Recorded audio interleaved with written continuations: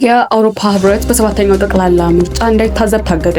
የኢትዮጵያ ምርጫ ውሳኔ በፓን አፍሪካኒዝም መርህ ብቻ ይመራል። የኢትዮጵያ ብሔራዊ ምርጫ ቦርድ በሚቀጥለው ሳምንት በሚካሄደው ሰባተኛው ጠቅላላ ምርጫ ላይ ከአፍሪካ ተቋማት ውጭ ያሉ የማናቸውም የውጭ ታዛቢዎች በተለይም የአውሮፓ ህብረት በምርጫው ላይ እንዳይሳተፉ ሙሉ በሙሉ ማገዱን አስታወቀ።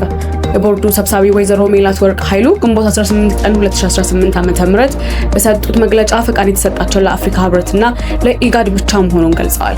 ይህ ውሳኔ የአውሮፓ ህብረት በኢትዮጵያ የሀገር ውስጥ ጉዳይና የምርጫ ሂደት ላይ ጣልቃ እንዳይገባ በይፋ ያገደ ነው።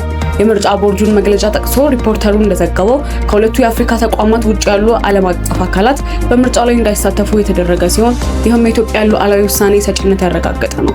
እንደ አውሮፓ ህብረት ያሉ የምዕራባውያን አካላት በታዛቢነት አለመገኘታቸው በምርጫው ሂደትም ሆነ ውጤት ላይ ምንም የሚያመጣው ለውጥ የሌለ ሲሆን የእነሱ መገኘት ለምርጫው ስኬት ምንም አይነት እሴትም ሆነ ዋጋ እንደሌለው ተገልጿል።